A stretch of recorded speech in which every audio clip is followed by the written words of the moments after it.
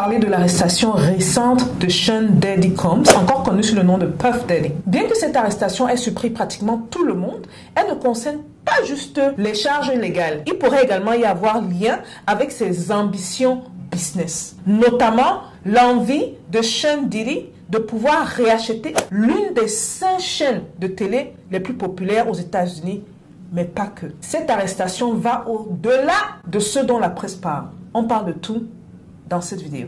Stay tuned. Bonjour et bienvenue sur Parlons de Business. Alors ici on parle de quoi? On parle de business, on parle d'opportunités d'affaires, on parle d'argent et on parle de tout ce qui peut faire grossir ton compte bancaire, même de mindset. Si vous me découvrez dans cette vidéo, mon nom c'est Stéphanie Mbida, je suis entrepreneur depuis l'âge de 9 ans, passionnée par le business et experte dans la multiplication de l'argent. Je viens ici rappeler aux abonnés de la chaîne que vous avez présentement la possibilité d'être membre. Nous offrons 3 types de membres. Membre bronze, membre or et membre diamant. À chaque membership, il y a justement des avantages qui sont attachés à chacun de ces membres-là. Par exemple, si vous êtes membre diamant, vous avez droit à une masterclass, vous avez droit à des coachings, oui, si vous êtes entrepreneur, oui, des coachings. Vous avez droit à certaines vidéos qui ne seront que pour vous. Je vous invite aujourd'hui à aller juste en bas, cliquer sur le nom de la chaîne et joignez en tant que membre.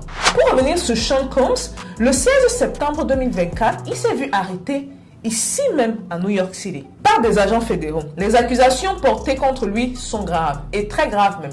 On parle entre autres de trafic sexuel, de racket et d'implication dans des actes de coercition sexuelle. Selon TMZ et People, qui sont 2 magazines très suivis ici aux États-Unis, cette arrestation est l'aboutissement de mois d'enquête menée par la sécurité intérieure. Déjà en début d'année, les autorités avaient perquisitionné ses propriétés à Beverly Hills et Miami. Les allégations, entre autres, portent sur l'allégation d'événements illégaux appelés freak-offs, où justement on avait reporté qu'il y avait des travailleurs sexuels masculins et féminins qui étaient impliqués de force dans ces actes. Son équipe juridique, par contre, nie les accusations, disant que ce dernier est innocent et qu'à date, il a pleinement coopéré avec l'enquête. Je viens ici rappeler à certains que quand P. Diddy se déplace et vient à New York, parce qu'il ne réside pas normalement à New York, c'était justement sous le socle de la collaboration avec l'enquête lancée par les autorités. Ses avocats qualifient cette poursuite judiciaire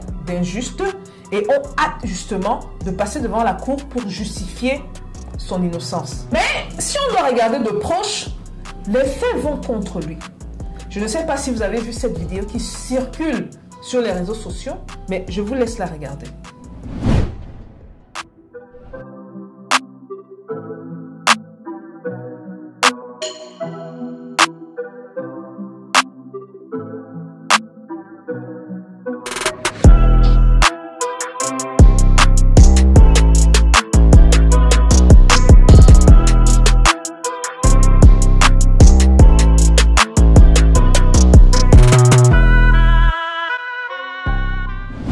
On voit ici clairement P. Diddy qui assaute, qui agresse son ex-copine, connue encore sous le nom de Cassie. D'après donc la version de P. Diddy, il dit qu'il y a eu une petite dispute avec sa copine qui, d'après lui, aurait regardé dans son téléphone et aurait découvert qu'il parlait avec une autre femme.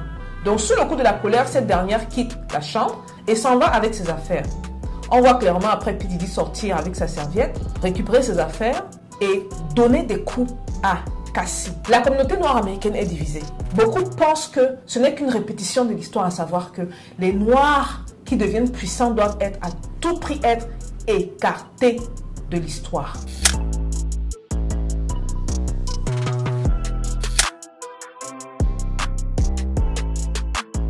Et donc, pour ce faire, beaucoup vont utiliser ce genre d'excuses-là pour discréditer la personne.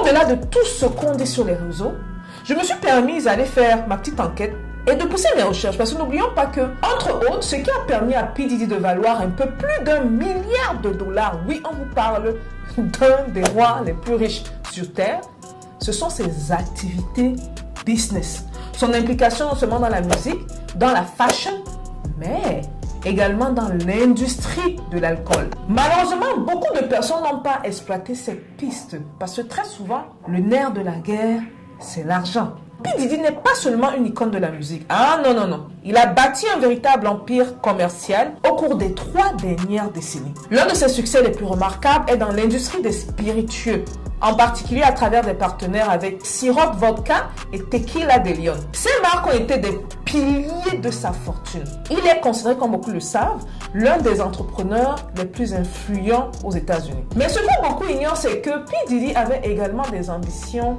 dans les médias.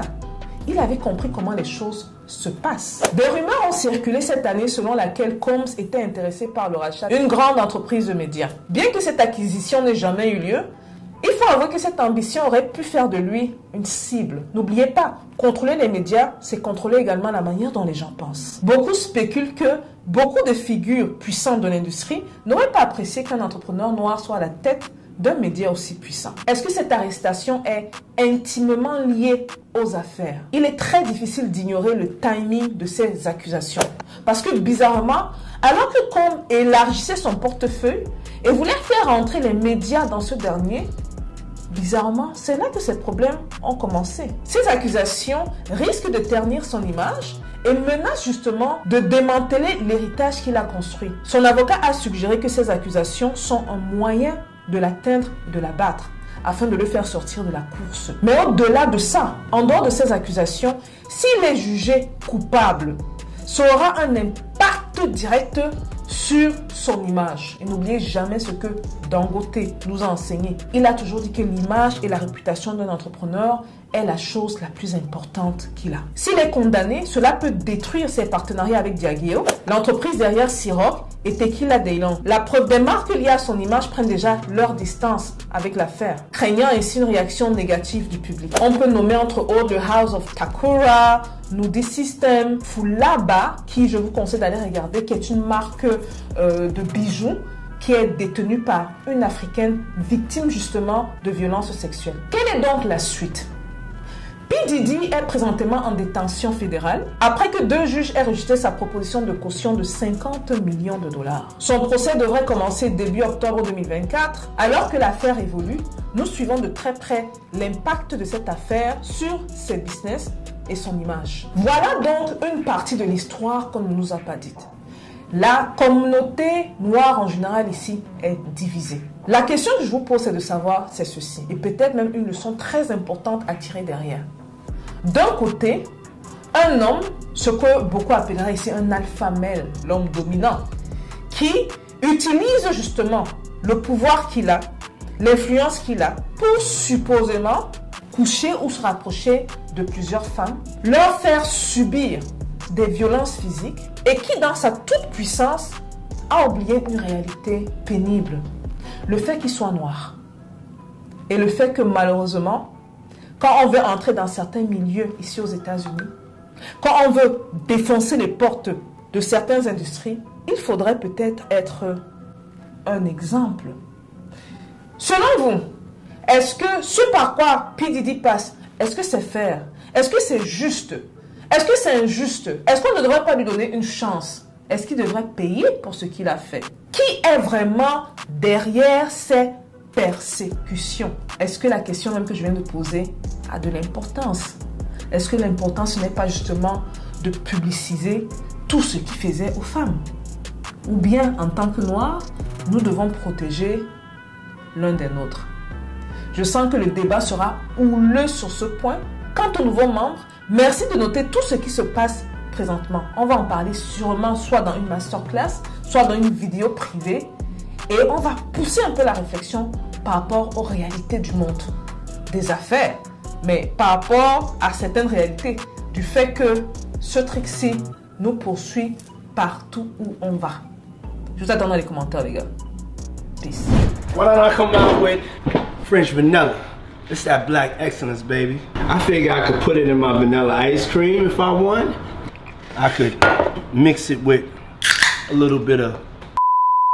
I don't know about you guys, but I have to have my dirty chai latte. But you know what I do to make it an extra special day? I put in that French vanilla.